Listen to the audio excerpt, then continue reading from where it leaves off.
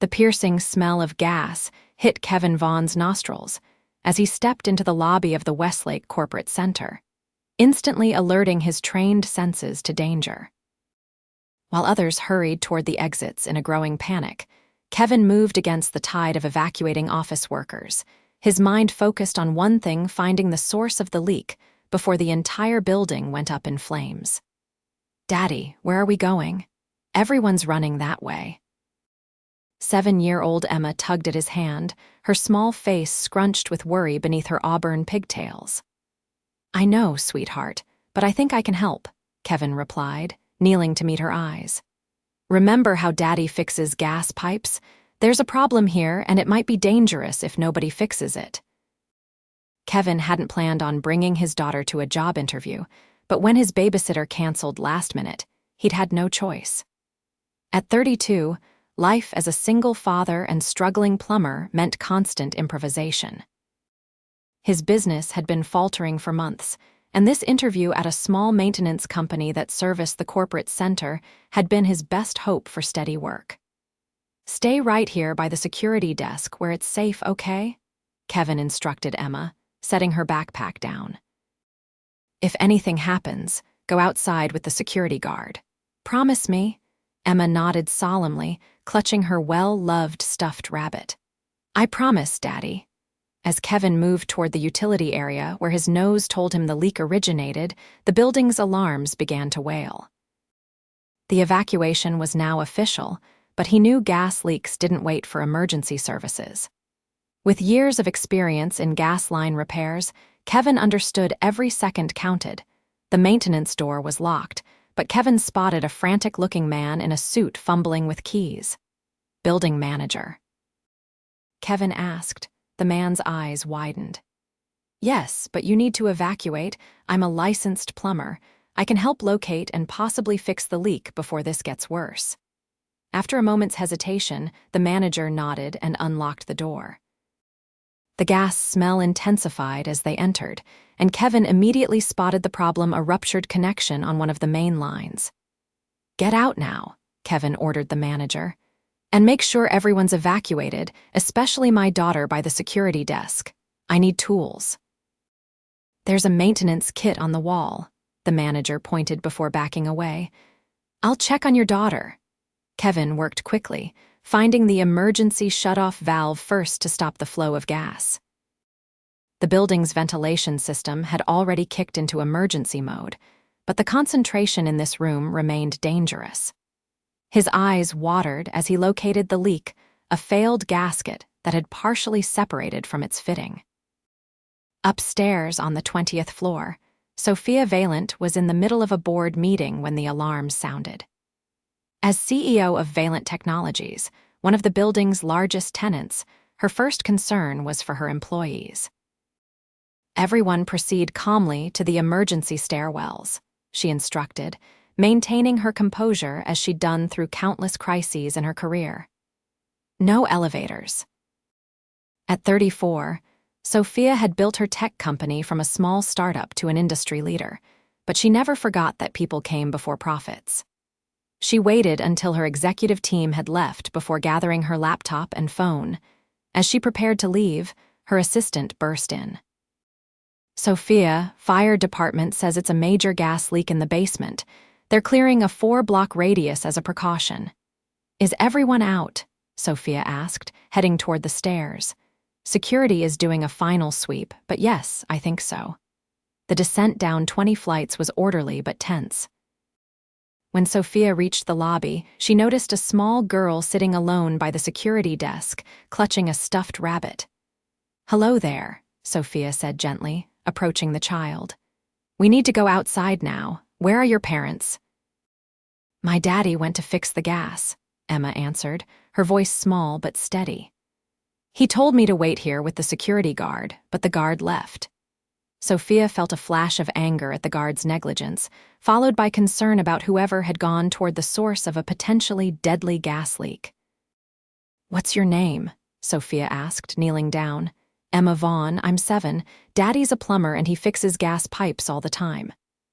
"Well, Emma, I'm Sophia. I work upstairs and I think we should wait for your daddy outside where it's safe.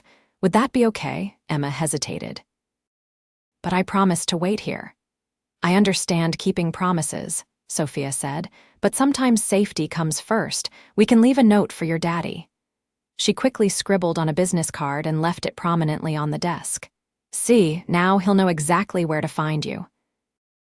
Emma considered this, then nodded, taking Sophia's offered hand. Outside, the scene was chaotic.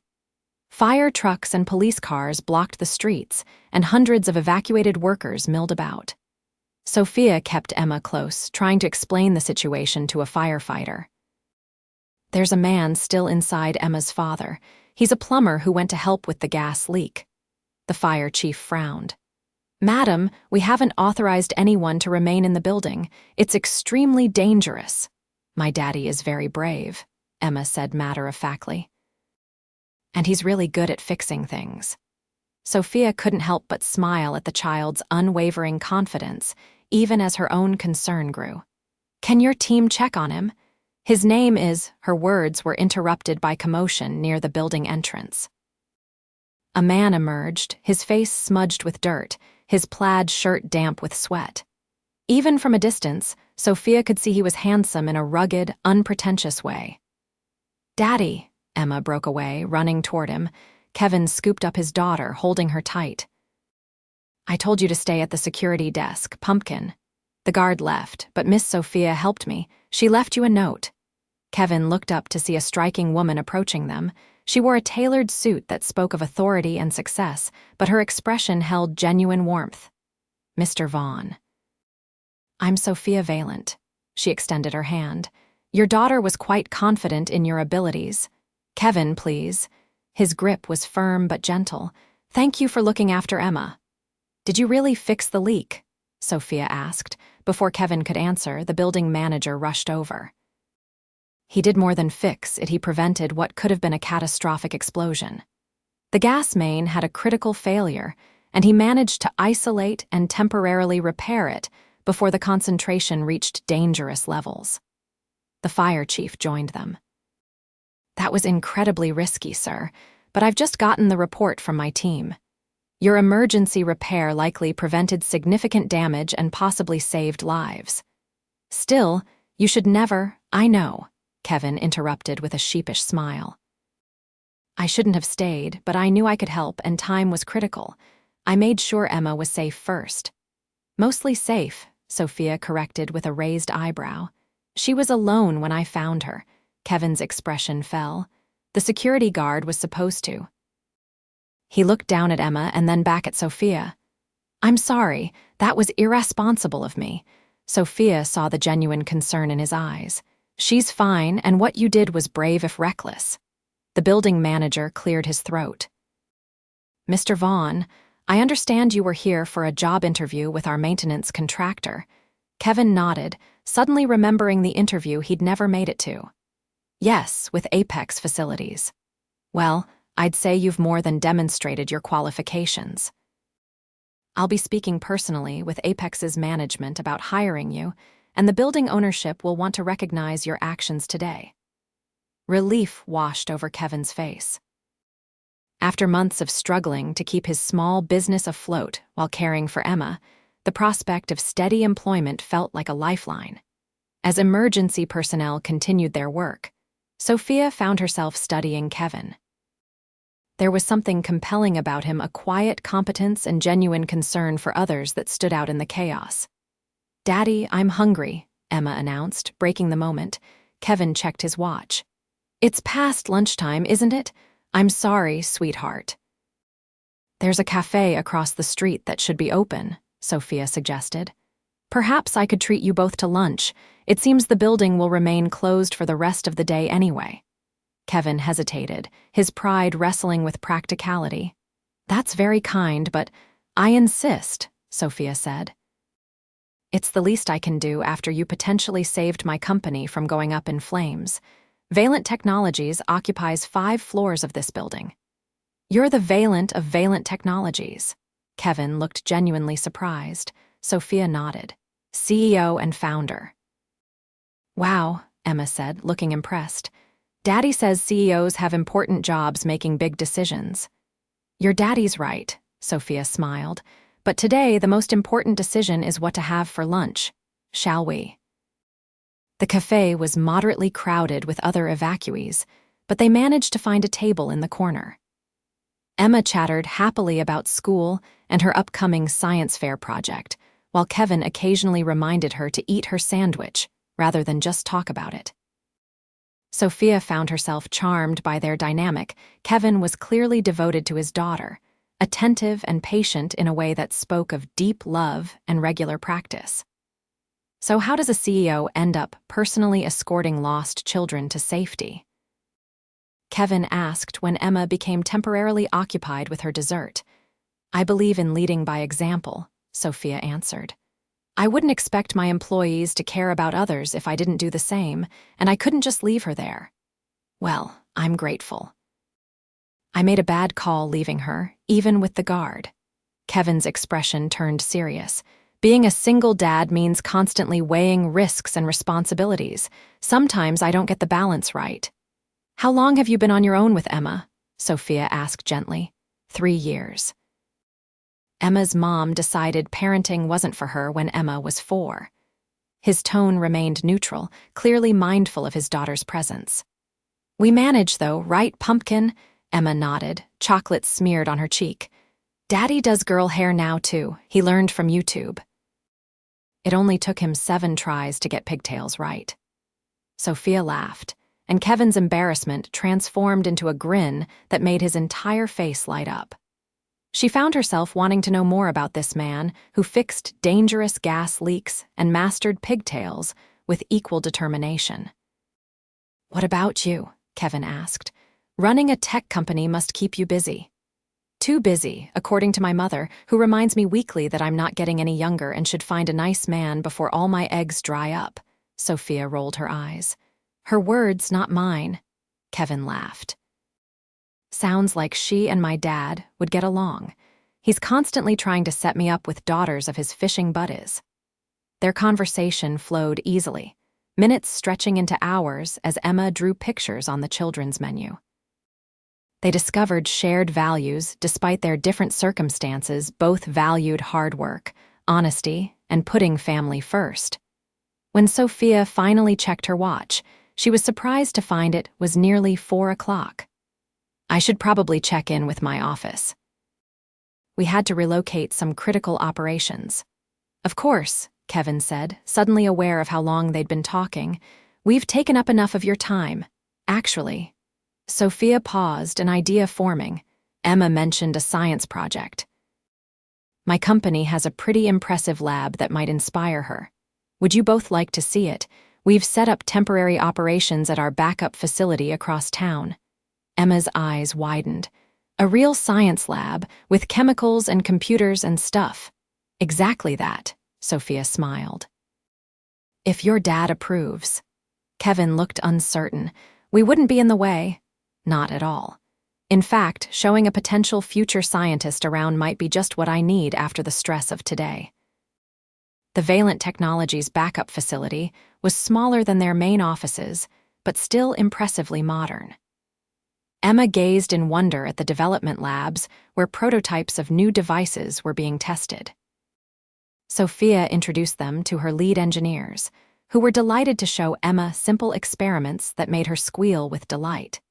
Kevin watched his daughter flourish under the attention, her natural curiosity encouraged by people who spoke to her as a person, not just a child.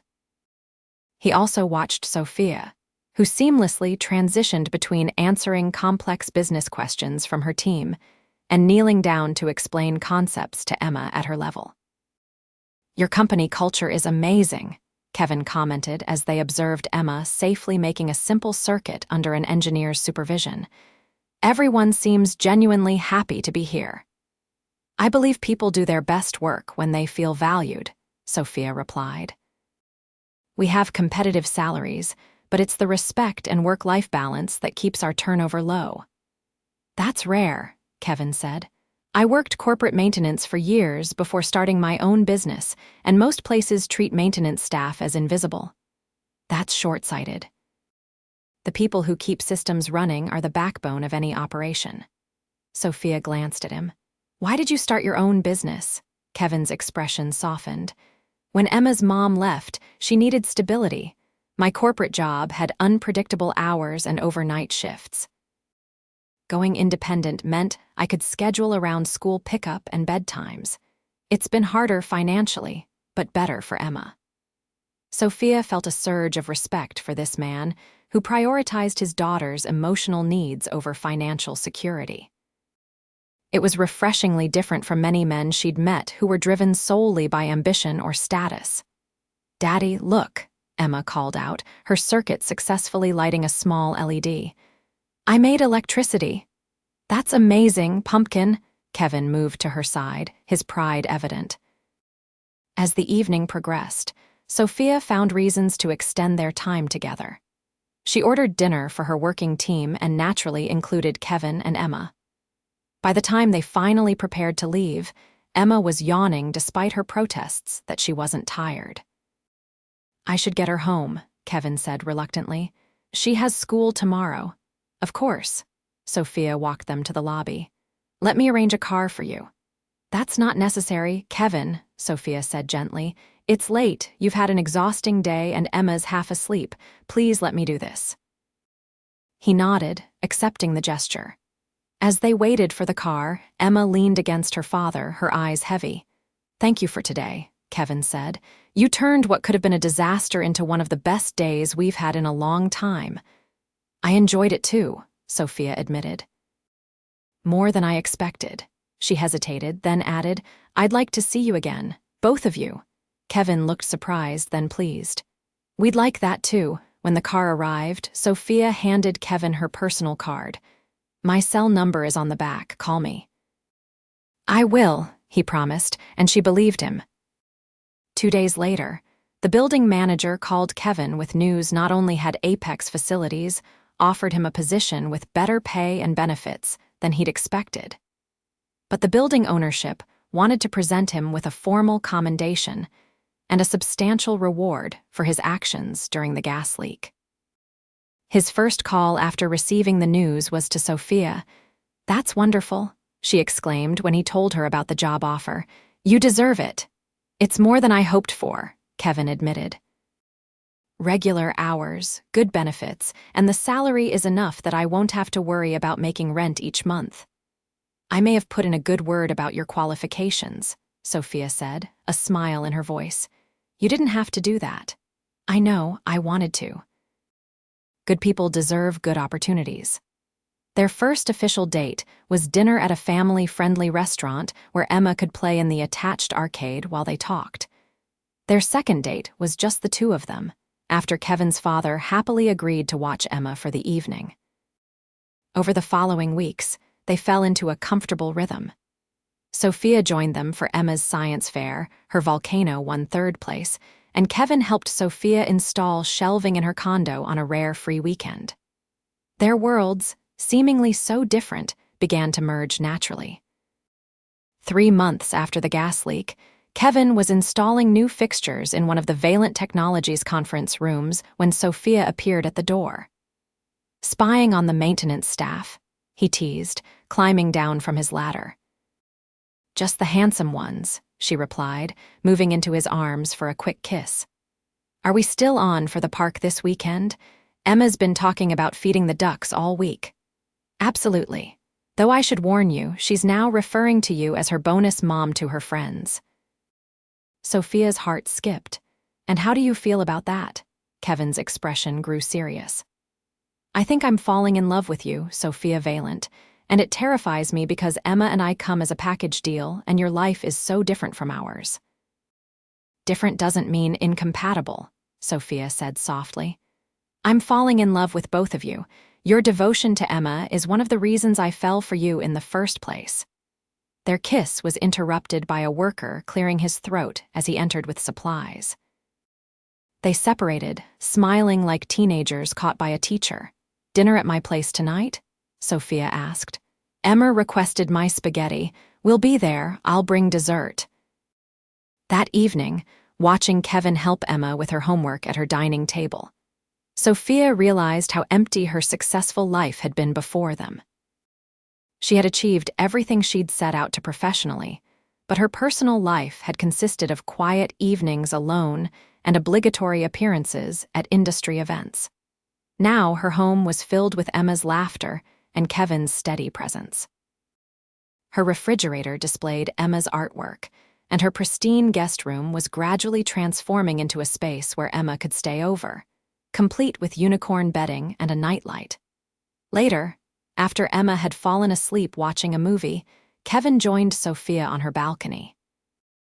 "Penny for your thoughts?" he asked, wrapping his arms around her from behind.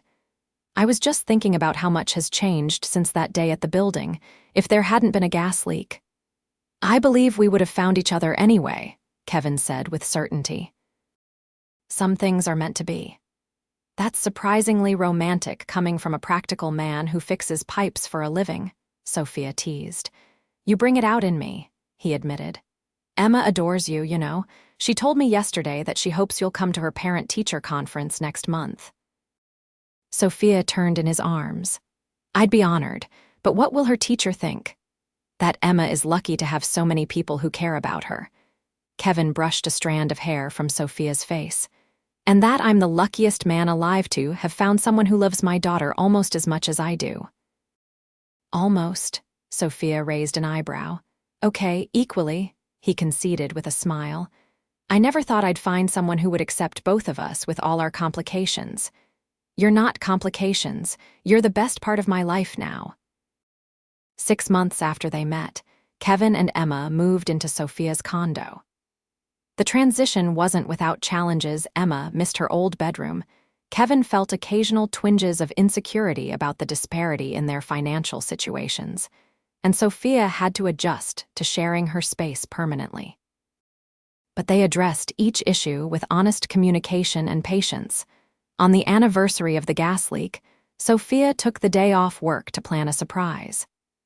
She picked Emma up from school early and took her shopping for a special dinner they would prepare together for Kevin. "Do you think Daddy will like the surprise?" Emma asked as they decorated the dining room. "I think he'll love it," Sophia assured her. "Especially the part where we tell him how much we love him." Emma nodded solemnly. "And are you going to give him the special box?" Sophia smiled. Emma had helped her pick out the watch she'd had engraved for Kevin and had been remarkably good at keeping the secret. "Yes, after dinner." When Kevin arrived home from work, he was greeted by the smell of his favorite meal and the sight of Emma and Sophia wearing matching aprons. "What's all this?" he asked, setting down his tools. "Happy anniversary," they chorused. "Anniversary?" "Of the gas leak," Sophia explained. "The day we met. The day you saved the building and changed my life." Kevin's expression softened. "I thought I was the only one who remembered the exact date." Dinner was filled with Emma's retelling of the day, her 7-year-old perspective both amusing and touching. "And then I thought Daddy was never coming out, but Miss Sophia said brave people always come back to the people they love." "Did she now?" Kevin glanced at Sophia with a smile. After Emma was tucked into bed, Sophia presented Kevin with her gift. Inside the box was the watch, its back engraved with the words, "To the man who stopped time for us. Love S&E." "This is too much," Kevin protested softly. "It's not enough," Sophia countered. "You changed everything for me, Kevin. Before you and Emma, I was just working through life, not really living it." Kevin took her hand. "I have something for you too. It's not as fancy, but..." He pulled a small box from his pocket. Inside was a delicate silver pendant in the shape of a wrench crossed with a circuit board, a perfect blend of their two worlds. "Emma helped design it. I know jewelry isn't really your style, but it's perfect," Sophia interrupted, tears in her eyes. "Absolutely perfect." As Kevin fastened the necklace around her neck, he asked quietly, "Do you ever regret it? Taking a chance on a struggling single dad you met during a building evacuation?" "Never," Sophia said firmly. "Some people spend their whole lives looking for their purpose. I found mine the moment I saw you walk out of that building with dirt on your face and courage in your eyes. I love you, Sophia, more than I thought possible. I love you too, both of you, more than all the success in the world." 1 year later, They married in a simple ceremony with Emma as their flower girl. 2 years after that, they welcomed a baby boy they named James, who had his father's determined chin and his mother's analytical eyes. Valent Technologies continued to thrive under Sophia's leadership, though she now prioritized being home for family dinners and weekend adventures. Kevin had been promoted to facilities manager for the entire corporate center, a position that recognized both his technical skills and his ability to lead a team. Emma, now 10, had developed a passion for both technology and hands-on building a perfect blend of her parents' talents.